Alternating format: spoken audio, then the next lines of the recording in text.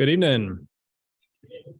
Dr. Patrick Lewis, the Director of Collections and Research at the Pilsen Historical Society. Thank you for joining us both in person and virtually for tonight's program. Our speaker tonight, Kristina R. Gaddy, author of Well of Souls and Flowers in the Gutter, the true story of the Edelweiss pirates, teenagers who resisted the Nazis, is a Baltimore-based writer and fiddler. She has received the Parsons Award from the Library of Congress, Logan Nonfiction Fellowship, and a Robert W. Deutsch Foundation Ruby's Artist Award. She holds an MFA in nonfiction writing from Goucher College, and her work has appeared in the Washington Post, Baltimore Magazine, Washington City Paper, and other smaller history and music publications. Please join me in welcoming Kristina Gaddy.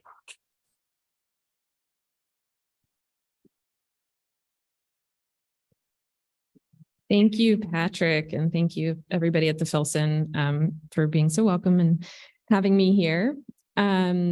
It's exciting to do book events. The book came out in October, and it's exciting to do book events now because there's actually people who've had a chance to read the whole book and have, or come to multiple presentations as well, and be able to ask questions kind of from that perspective. But this is for everybody, and I'm going to give an overview of kind of what the book is about, but also share some things that aren't in the book, and in that case, kind of specifically about Kentucky, because here we are in Kentucky. So I want to start off with talking about the banjo as it exists in the time period, for most of the time period that I'm writing about. So I begin the book in 1687. And from that period until the 1830s, 1840s, this is what a banjo would have looked like. So, you know, most people have an idea of a round body that is made of a wooden rim. This is a gourd, makes it very fragile, very scary to take on a plane. It has a skin soundboard, just like a banjo does today, although some banjos have plastic soundboards. It has long and short strings, so 3 long and 1 short. 5-string banjos today have an extra deeper string here, but it still has that flat fingerboard, but it doesn't have any frets. And as you can imagine, also because I brought this on a plane, you would say this is not a historic instrument, and you would be correct. I would not have brought a historic instrument on a Southwest flight. But there's also a problem, which is that there's only 4 banjos that look like this from this period in the world. And they are all in European collections. Some are in music collections, some are in ethnographic collections. They're collected by Europeans in the Americas and brought back to Europe. There are none that survive in the United States that we can definitively say were from this early African-American tradition. I should mention that they're all would have been made and played by African-American players and people of African descent in the Americas. And also of those 4, they're not in playable condition. And because they're so fragile, we can't put them into playable condition. So we have no idea what those 4 instruments actually sound like. And the best that we can do is create reproductions or kind of these historical, I call it sometimes a historical reimagining. For example, this instrument is not based on any actual instrument. The one on the cover is one that is in a museum in Paris. But this one was made by my partner, Pete Ross, who's a banjo builder. He made it for the television production of Colson Whitehead's Underground Railroad that was on Amazon. And they thought that they were going to have this banjo played in a scene that was set in South Carolina. That scene did not end up happening, so it was just used in a prop in the background. And when they said, "Do you want it back?" we both said, "Yes, absolutely."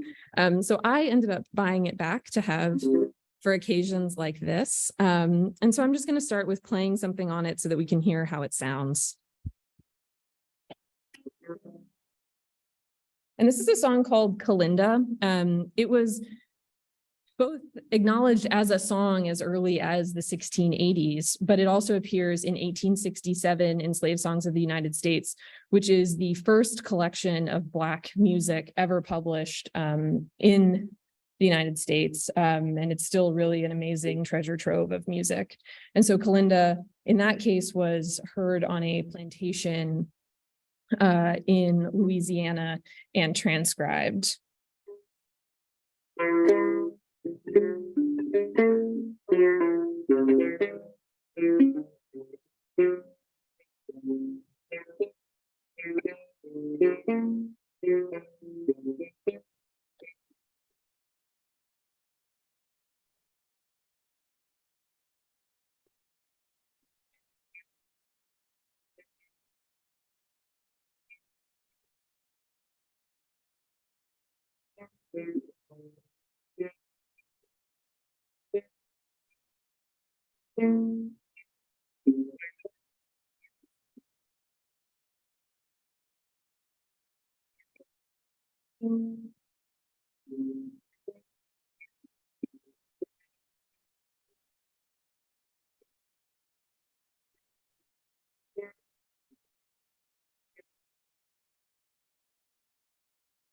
Thank you.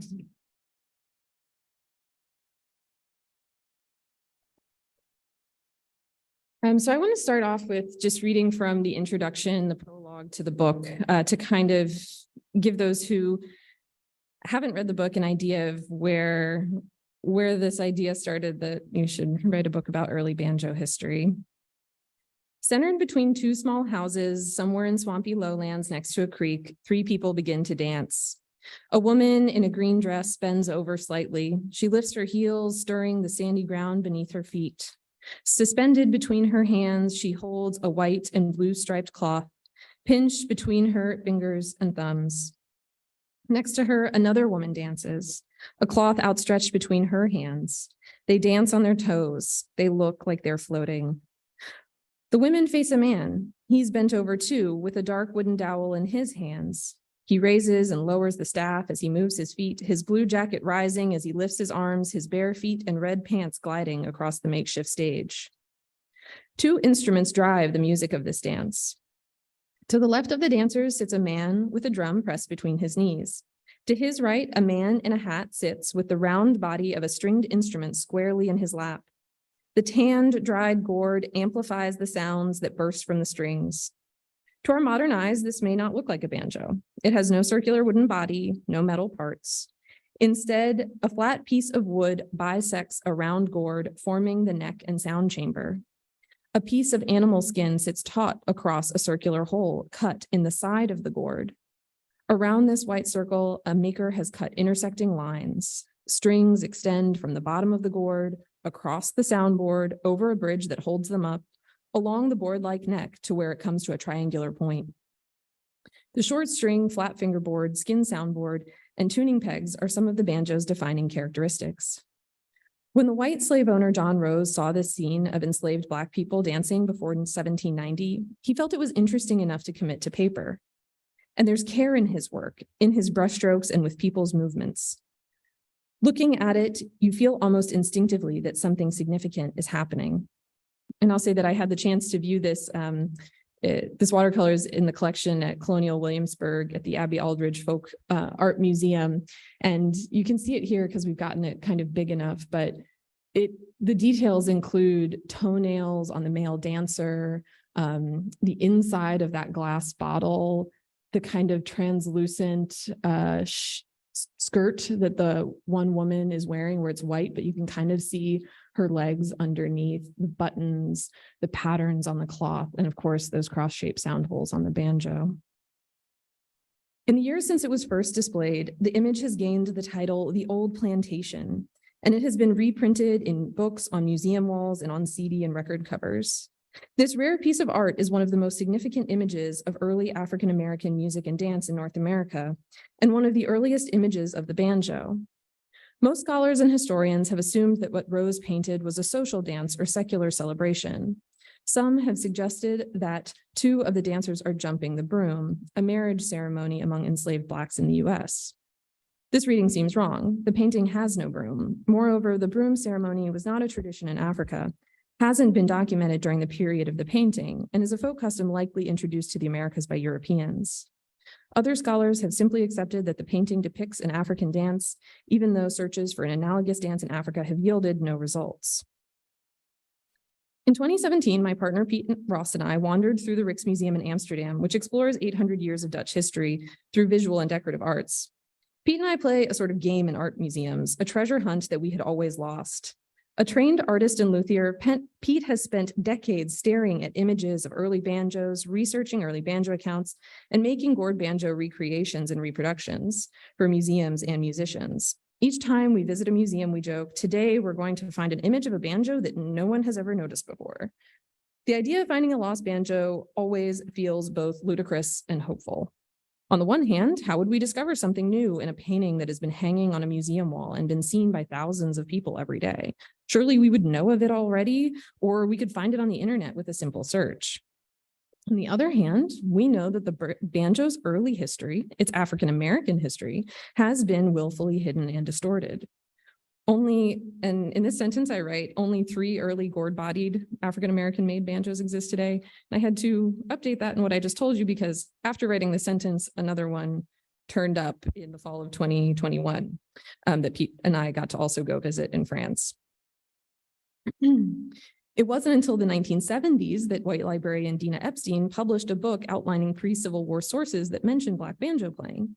And she admitted that even after looking through tens of thousands of pages of documents, she still hadn't mined every source. Known images of the banjo before 1820 number less than 15.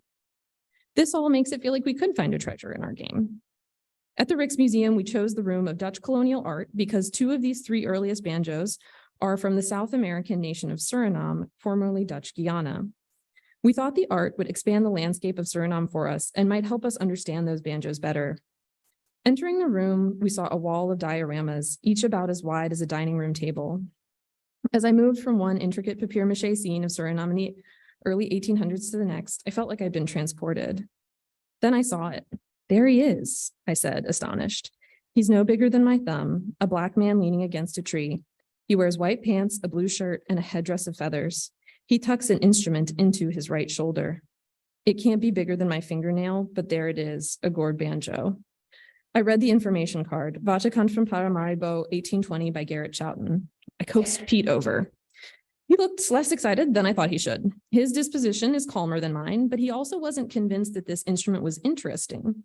He thought it was just another inexact or caricatured version of the banjo, and he moved on. I started snapping photos with my phone anyway, trying to get the largest version of the man I could. Pete wandered over to the next diorama.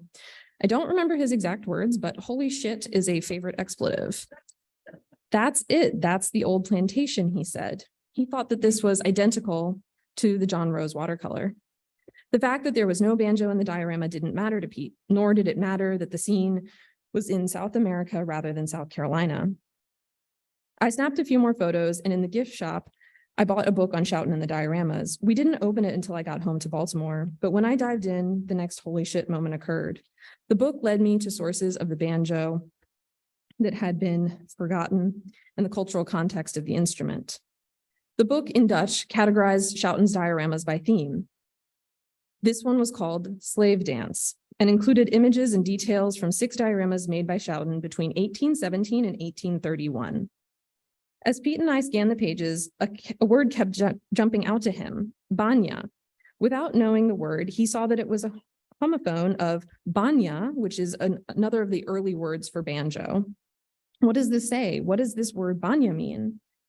I read the passage out loud, trying to locate other homophones and words I might recognize because I didn't yet read very much Dutch. That's the name of the dance, I said finally. Our jaws both dropped. To date, no one had conclusively discovered the etymological origins of the word banjo. After seeing Gerrit Schouten's dioramas and understanding that this was the Banya dance, a dance that was very similar to the dance in the most iconic piece of art showing an early banjo, and that Banya dance and Banya instrument were homophones, I thought they had to have connections to each other distance between Suriname and South Carolina. I knew that no one had connected Shoughton's dioramas to Rose's watercolor, and that perhaps by learning more about the Banjo Pre, I could learn something about the dance in the South Carolina watercolor, which in turn might tell me something about the music and the instruments that accompanied the banjo. Like the fictional Alice, I had a moment of idle time, and when I saw something curious and out of place, I jumped down the rabbit hole without thinking how I would get out, but that was okay because sometimes research holes can be wonderlands. The banjo is symbolic. The banjo is the quintessential American instrument and an object in our material culture that can tell us the story of the United States. The banjo did not exist before it was created by the hands of enslaved people in the New World. Banjo history is also symbolic of African-American history. It has been ignored and distorted. The rabbit hole I went down made me realize that, like a creolized language or foodway, the banjo can help us explore the way in which African cultures transformed in the Americas and transformed the Americas. I compulsively researched early accounts of the banjo, which are scarce because those playing the instrument often didn't have the opportunity to record their own history, and white people in proximity to the instrument often didn't care to document banjos. One of the lovely exceptions to that is this account from 1687 in Jamaica, which is what I opened the book with. And this is the earliest image of a banjo. And even from this point, it's structurally different than any known African instruments. So it takes a bunch of characteristics of African instruments from across the African continent and puts them together in a new instrument. And we also see that, of course, with creolized languages, but also music. So this comes out of a book from a British doctor named Sir Hans Sloane. He traveled to Jamaica to be a doctor, but was just absolutely fascinated with life there and collected not only instruments and objects, but also wanted to learn from Native Americans and people of African descent, their ways of treating maladies that maybe he could put into practice in London when he returned. But he was also just interested by the culture of the enslaved people that he came across. And so he writes, upon one of their festivals, when a great many of the Negro musicians were gathered together, I desired Mr. Baptiste, the best musician there, to take the words they sung and set them to music, which follows. And so this is the first transcription that we have of African American music, music made by people of African descent in the Americas. I read and reread every available source for descriptions that might be valuable and rediscovered lost sources, ones researchers, historians, and librarians had used in pursuit of other topics, but not to analyze early American music. And so these are the two Surinamese instruments that are in Amsterdam and Berlin, and then an image of that early banjo that was called the banya, the Creole banya. And then, although those instruments look kind of different from this one or the one in the watercolor, they still have 3 long strings, 1 short string, skin soundboard, and are constructed very much, flat fingerboard, constructed very much in the same way as these instruments. The gourds are just different, shaped differently. And they look very much like this drawing that Benjamin Henry Latrobe did in New Orleans in 1819. And then we have the Kalinda dance that appears over and over again as accompanying that the bansha, which is the French word for banjo, would accompany this Kalinda dance, even though in this image there's no banjo, unfortunately. We also get this lovely letter that I write about, because we're all here, I assume we love historical collections and historical societies. And so this letter is actually at formerly the Maryland Historical Society, now the Maryland Center for History and Culture. And we have the young woman writing about receiving a banjo. She's in England and she's received a banjo from her uncle who he was visiting England and basically told her about the banjo. And she and these other 2 women, Lady Brown and Mrs. Folks, were so entranced by it that they asked if they couldn't have one. So her uncle goes and takes one from an enslaved person on his property. And his niece, Sally, writes back We are much pleased and thankful to you for the banjo, for although we can't make music on it yet, it is a great curiosity and makes a good figure as it lays on the harpsichord. And so I should add that this is in the 1730s.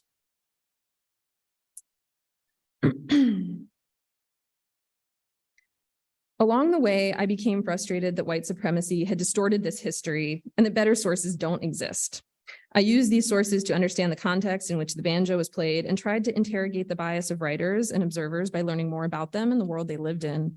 I also looked at my own bias as a Swedish American white woman trying to understand a culture that isn't my own, but is integral to American culture.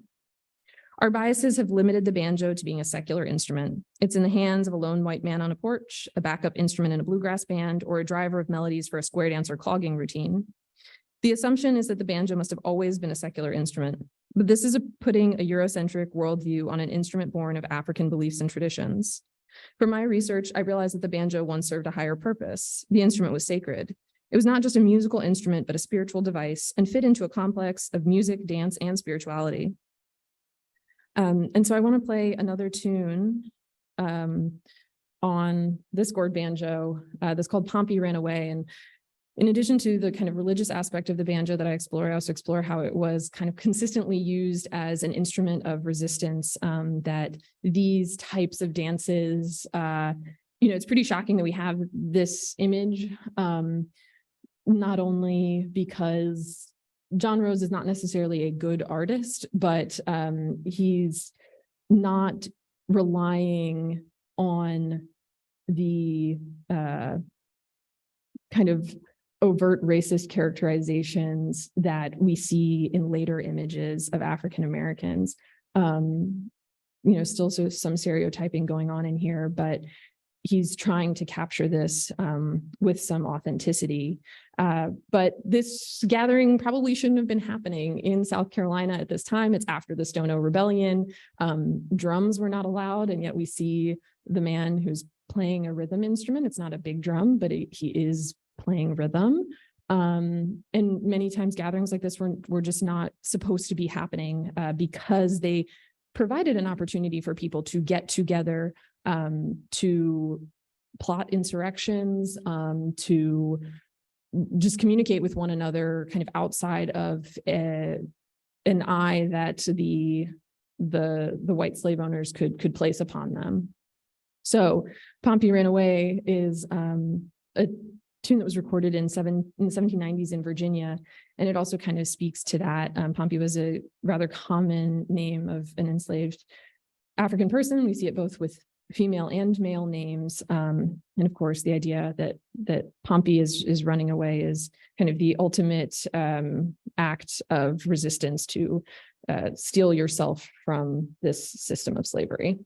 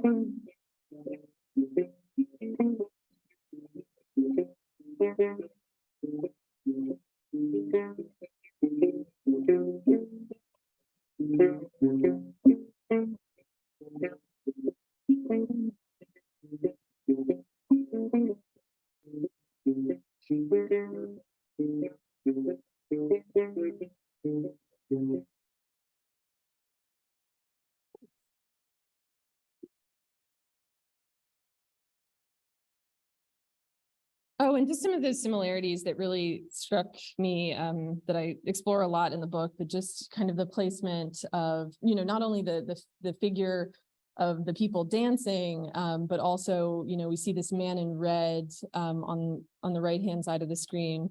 And we see the man in red on the right-hand side of the screen here. And another great thing is that in Suriname, this is still a living tradition today. So there's been a lot more research done into why is he wearing red? Why is he holding a staff? Why are they holding cloths? What is the positioning of their bodies mean? What is the instrumentation? that's happening. But, even down to the ceramic jug on the right-hand side there and the bottles, we see in the bottom right-hand corner, the ceramic jug and the bottle, and that's in every single one of these dioramas that Garrett Schouten made of the Banjo celebration. So to talk a little bit more about the kind of religious aspect, I'm going to take us to New York in 1736. This comes from a newspaper account made by James Alexander, who was the editor of the New York Weekly Journal. And he has, this weekly paper that comes out, and he's kind of exploring in this a scene that's not directly taken from something that he has experienced, but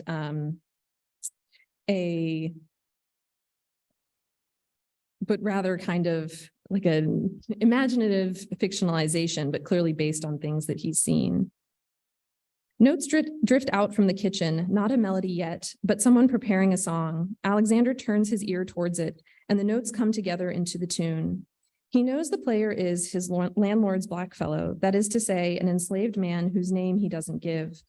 If Alexander passes 6 people on the streets of New York in 1736, 1 will be Black. But this isn't nearly the ratio of white to Black in England's Caribbean colonies, but it's a higher proportion than anywhere else in the British North American colonies, north of Maryland. In New York, many enslaved laborers lived in the house of a family, forced to labor there or in the industry in which the family was engaged. Women worked as domestics, washerwomen, and street vendors, men as farm hands, shipbuilders, dock workers, brewers, and bakers. In the kitchen, the sound of the man practicing on his instrument is familiar. The musician, Alexander writes, is very busy at the tuning of his Banjo, B-A-N-G-E-R, as he called it, and playing some of his tunes.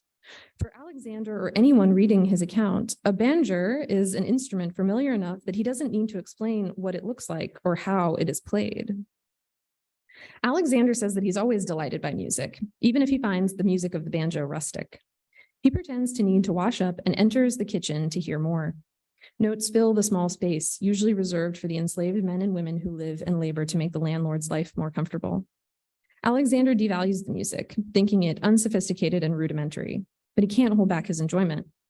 What's the meaning of your being so merry? He asks the musician.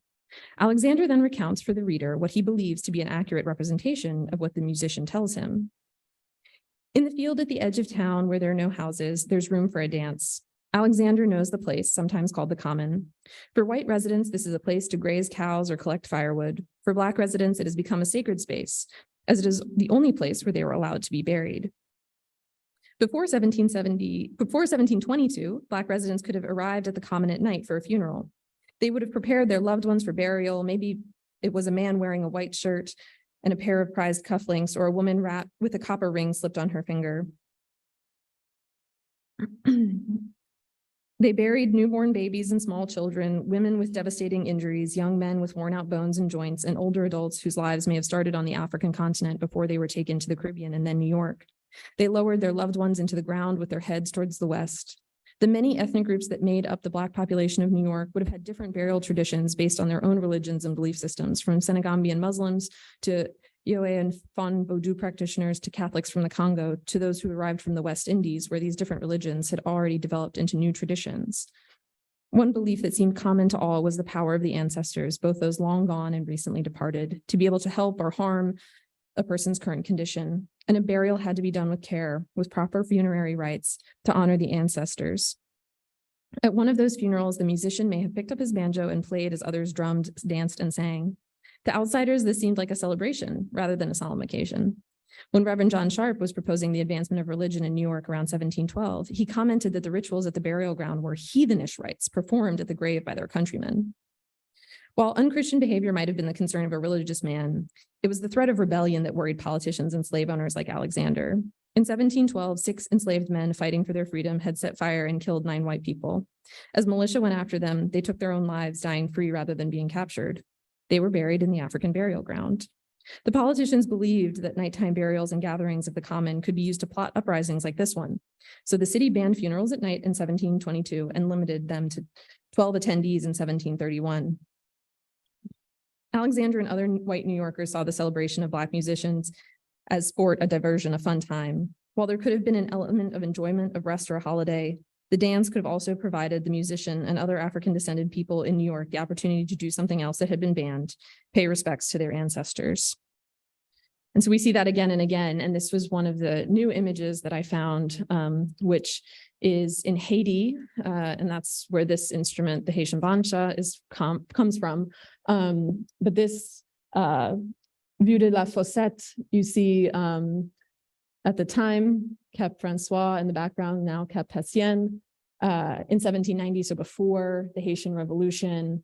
And we have this group of people dancing and playing a banjo and drumming, very similar to the kind of arrangement in the South Carolina watercolor.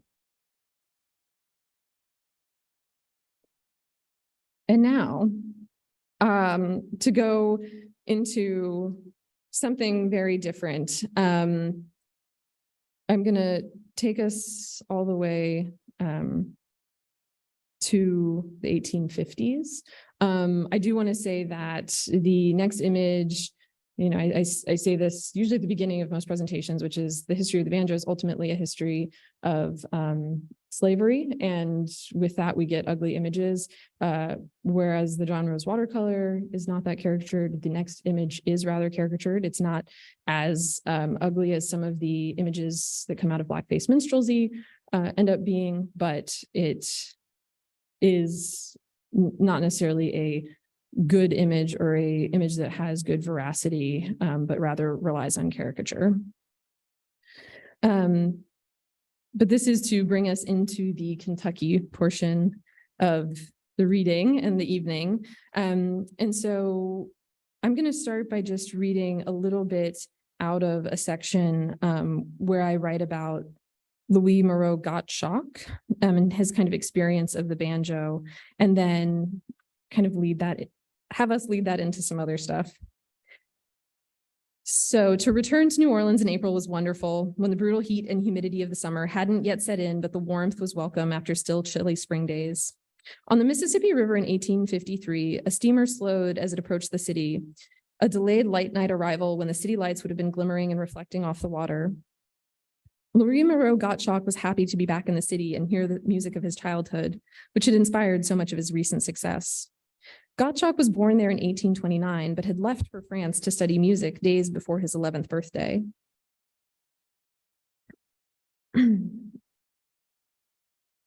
Gottschalk's compositions that he wrote, inspired by his childhood in Louisiana, were incredibly popular in France and were soon being played by touring artists in the United States.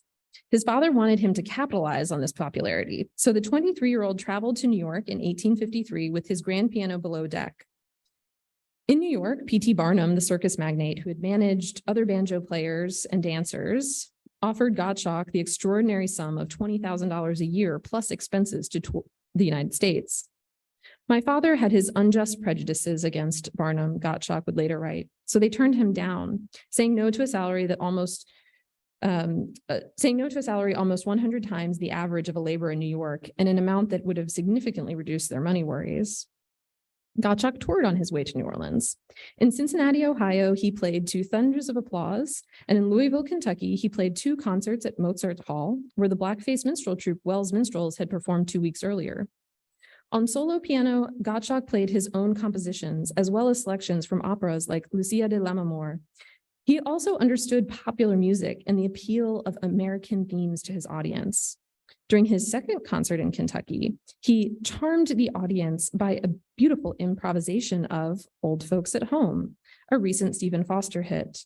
The audience responded enthusiastically to Gottschalk, letting out shouts and hog calls.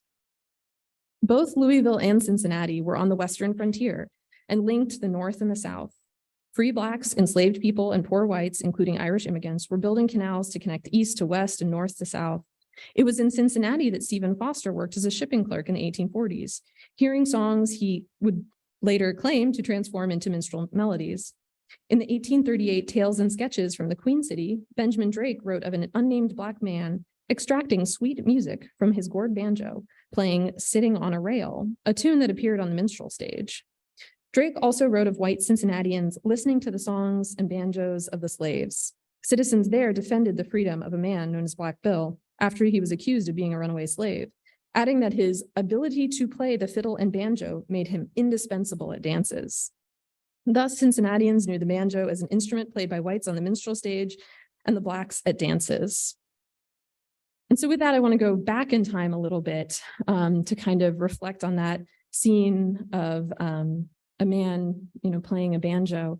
And we actually have also in Bardstown, Kentucky, the really interesting image that comes from a sheet music cover of A.P. Heinrich. So he was from Bohemia in Europe, comes to the United States, is really fascinated, like others at this time, of kind of these American themes. And so he goes out to Kentucky to be on the frontier. And this is a funny one over here that I actually couldn't get a good resolution of to blow up, but it says departure from Louisville, and it's him on his horse with a fiddle being chased out of town. But he was really fascinated by kind of the Western frontier Americanness that he was exploring in Kentucky. And so he writes a tune called The Banjo. But then this is a sheet music cover from The Log House. And so he comes to Bardstown in 1818. This is published in 1826. But sure enough, we see him playing a fiddle with lots of like sheet music strewn around his feet. And then around the corner is a Black man holding what appears to be a gourd banjo. And so the idea that already in 1818, which is before the explosion of blackface minstrelsy, where it really is still, it's emerging in that tradition, but it's not as kind of common as it will become in, 1840 kind of is one, around 1840 is the explosion date, 1843. It's like, that's, if you see banjo in a newspaper or in some sort of reference, it's almost always in reference to blackface minstrelsy. But in 1818, it definitely wasn't. In 1826, it's just kind of tipping over into that point. And I'm just going to play I'm not going to, we're running out of time, so I don't have time to play this musical clip, but if you search A.P. Heinrich, the banjo, you can get this version by Bruce Neely of playing the banjo on piano, which is what it was written for. And I want to jump now, not that much forward in time, but to a different place. This is an image that might be familiar to many people, because I've got the title Negro Life at the South, 1859, Eastman Johnson. And I want to kind of explore how it got from that title, which is what Eastman Johnson gave it, to what some people might know it as, which is My Old Kentucky Home. By the time Eastman Johnson painted Negro Life at the South, the banjo was everywhere. It had been on stage not just in New York and London, but in Japan in 1854, when Admiral Perry visited. It had been in the hands of white men with their faces painted Black, and Black men who painted their faces even darker Black. Southern slave owners like banjo player Joel Sweeney's neighbors knew about minstrel shows, as did abolitionists like Frederick Douglass. In 1855, a Boston publisher put out Briggs's Banjo Instructor, noting that there had never yet been published a complete method for this instrument. The book made learning banjo music accessible to middle-class white people and provided, quote, plantation melodies which the author learned when at the South from Negroes, and specifics of how to play and tune the now 5-string wooden-rimmed banjo. And that's the instrument that we see here. So it's much more similar to what we think of as banjo as being today, but this is really a function of it being part of the minstrel show. Gourd banjos are pretty hard to make because each gourd is different. So every time you fit the neck to it, you have to redo the science. Whereas if you want to make a lot of banjos at once, a wooden rim and a neck that are the same go together the same each time. When Johnson's painting was first exhibited in 1859, critics were impressed by his skill. Conceived with great spirit and painted with Dutch fidelity, the editors of Harper's New Monthly magazine wrote when it was shown in New York and at the National Academy of Design annual exhibition. Some viewers recognized an abolitionist message. The anti-slavery New York Tribune called it a sort of Uncle Tom's Cabin of pictures, referring to Harriet Beecher Stowe's best-selling abolitionist novel. The scene presenting a sad picture of Southern slavery, because of course, at this time when he painted it, slavery is still legal in Washington, D.C., which is where it was set. And for the record, Eastman Johnson never traveled farther south than Mount Vernon in Northern Virginia. The care Johnson showed his subjects didn't translate for all viewers as it did for the Tribune writer. While the magazine Crayon also found Johnson's skills praiseworthy, this was notwithstanding the general ugliness of the forms and objects. The painting hadn't even left the show before understanding of the work shifted. William P. Wright bought it for $1,200 for his personal collection. Wright was a cotton broker, a supporter of Justice Taney and the Supreme Court's decision in the Dred Scott case, and was somebody who denounced abolitionists. Even if Johnson had painted Negro life at the South with the idea of elevating the lives of the enslaved and condemning slavery as a decaying institution that should no longer exist, the stereotypes that people like Wright saw led them to believe it supported their pro-slavery cause. The man flirts with the woman and she responds with a coquettish look, and a viewer sees only an over-sexualized slave like the man on the cover of an early minstrel tune, Coal Black Rose. The image of the woman dancing and the boy posits long-standing traditions passed down through generations, uncorrupted by any current reality, including the reality of enslavement. This idea of happy slaves was what pro-slavery advocates latched onto when they saw the painting. A tobacco company used the lithograph of the painting with the title, "Oh, Carry Me Back to Old Virginia," to promote a product produced with slave labor. When displayed in Boston, the painting received the title Kentucky Home and later My Old Kentucky Home, a reference to the tune written by Stephen Foster. And as so often happens, people saw in the painting what they wanted to see. And perhaps like the plantation owners who bought Garrett Shelton's dioramas, someone like Wright believed that the image of happy slaves denied his own complicity in a brutal, dehumanizing system. As much as Eastman Johnson might have wanted the viewer to see an anti-slavery message in Negro life at the South, something about it was ambiguous.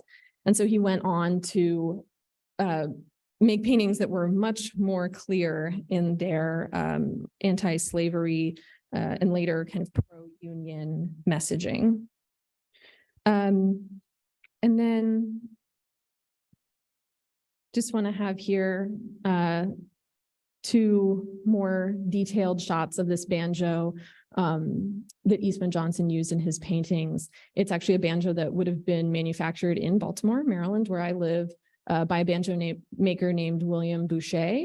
And these instruments are just kind of very classic Bouchers, and you see them again and again, not only being played by African Americans, but also, for example, by this young soldier holding that same instrument. And this is one that's at the Smithsonian now. And that's that. Thank you.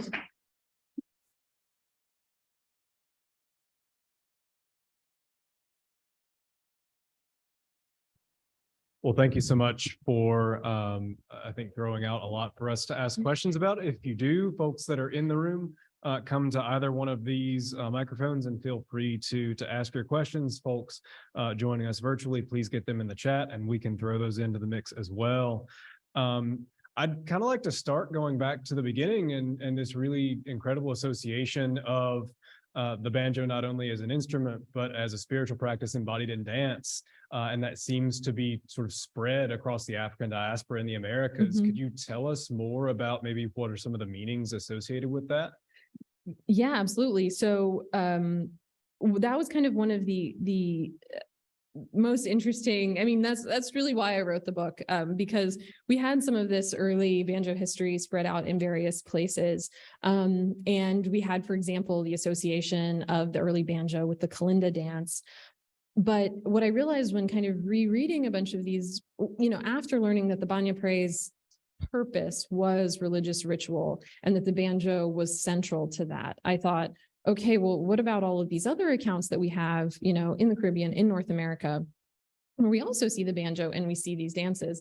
And of course, looking into those dances, you see, okay, yes, these are also religious practices. And so, for example, I showed this image to Laurent Dubois, who's also written a book on the banjo, but is also a scholar of Haiti. And he's like, oh yeah, of course. Like that's, we have this instrument, but we don't have any images in Haiti of people playing the instrument. And to him, this immediately struck him as, oh yes, this is a Vodou ceremony in Haiti based on how people were dressed and kind of the movements there.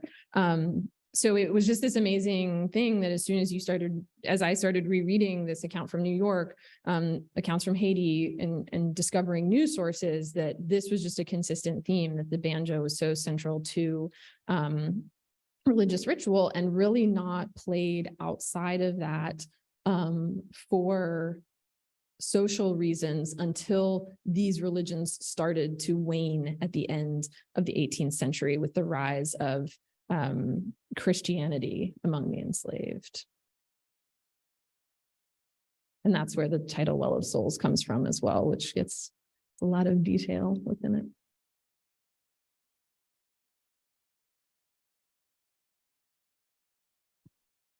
This off to speak. Thanks for a very interesting talk, lecture. I have two questions, or a question about two of the instruments that you pictured. One in the first diorama, and the other one in the Latrobe thing, where the banjo player is holding the instrument up like this, like you see there. That's a very peculiar way to play a banjo.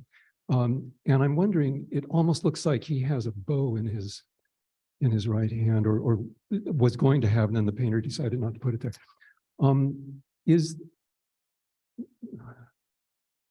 Yeah, in the same deal there. Yeah. And it's that same elongated shape which caught my eye. I play the vielle, which is an old medieval instrument, and that looks like a vielle.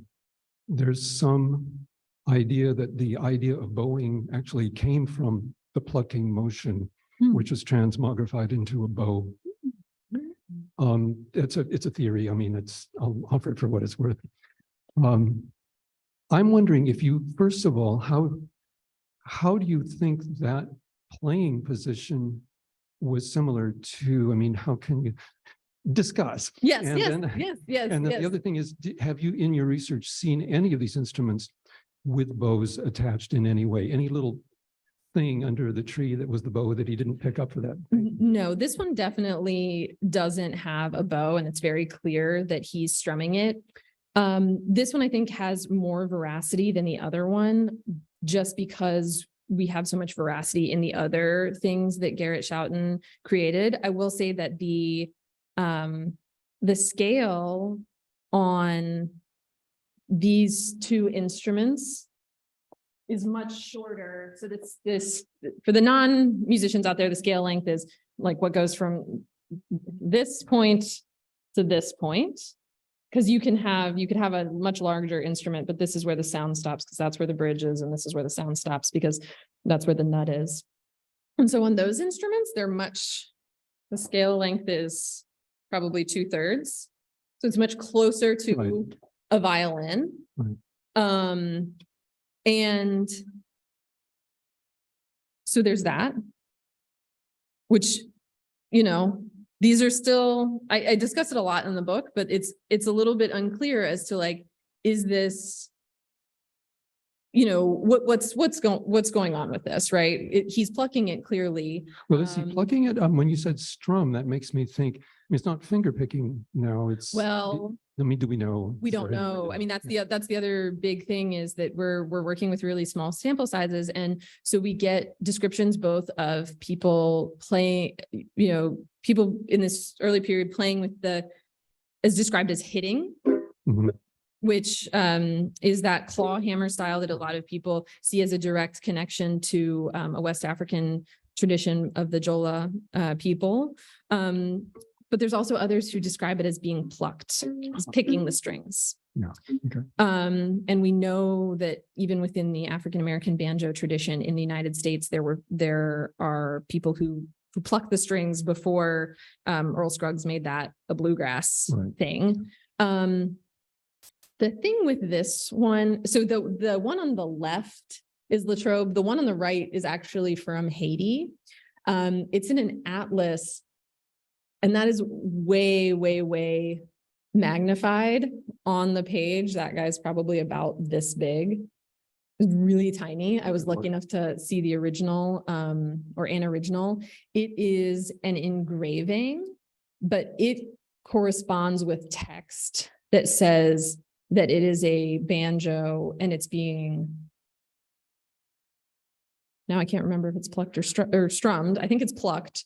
But the problem is the artist who did this had never been to the Caribbean, maybe had never seen a banjo. New theory then is that somebody said it's a string instrument and he said, I know what they look like. This is what they look like. And that's the problem that we get with a lot of, and I talk about the kind of veracity of images in the book a lot, because we have people, you know, even non-musicians describing an instrument, like, oh, that's a, you know, it's a violin of the blacks, right? But it's plucked. It's a violin of the blacks, but it's plucked. And so we get these like crazy questions of like, what does that mean? Does that mean that the size is smaller? Does that mean that they're holding it up like a violin? Or does the observer have no idea what the difference between a violin and a guitar is? I had a great time in one of my graduate classes where we were doing a reading, and in this book, somebody gets a dulcimer, and somebody's like, oh yeah, you know, they're like playing a mandolin. And I was like, no, a dulcimer is not a mandolin. And like, let me tell you why there's a difference between those two instruments. And like, what are the important kind of connotations of somebody playing a mandolin as opposed to a dulcimer? So I will say I get into it a lot more in the book of like all of these kind of possibilities. But it is really interesting knowing that the Sloan image is a smaller instrument, and then having these two that are so similar to each other, you know, where would that have come from? Yeah. Thank you. Yeah. We've got a question in from the virtual chat, and forgive my Portuguese. Do you find any connection with the banjo and the Brazilian berimbau? I haven't seen any. I think the big connection there is that both the marimba and other instruments that are kind of considered central to Brazilian traditions come out of Afro-Brazilian religions, just like the banjo comes out of these, you know, Afro-Caribbean, Afro-American religions. There are questions about, you know, I always say, you know, this is not the end all be all of banjo history or banjo books. And I was actually thinking, if, you know, anybody here wants to scour all of the Filson, you know, papers and letters for more Kentucky banjo references, I would personally love to see those, but I'm not here, so I can't do it. But there's also questions about you know, for a long time, people would say, oh, well, like the flat fingerboard from a banjo must come from European, from guitars, Portuguese, Spanish, instrument building traditions. There are traditions in Africa of flat fingerboards. So it's not necessary that they would have had to come from Europe. But one of the interesting things is you also see the short strings very clearly on many West African instruments, these kind of short strings that you don't ever press down. So they're always just this kind of the same drone note. But there are also instruments that come from Portuguese and Spanish traditions. So they look a lot more like a guitar, but they'll have like a string that just ends right where the neck meets the guitar body. And so there's also questions of that, of like, was that a tradition that came out of the Iberian Peninsula, or was that something that was adapted by the Iberians as they were exposed to West African cultures? Because it's not always European ideas going into Africa. There's also lots of absorption of African traditions in, especially in the Iberian Peninsula, but in Europe as well. Well, I think that's such an amazing point, and talking about how the instrument itself is creolized in the same way as language, in the same way as religion. All of those things sort of seem to intersect there. Yeah. Well, in the absence of any more questions, I would ask for another round of applause. Thank you. Thank you. And then invite anyone who is interested in buying a copy of what is for now the definitive book on the banjo. But you might have to write another one after this to come get a copy over here. Thank you Great. so much. Thank you.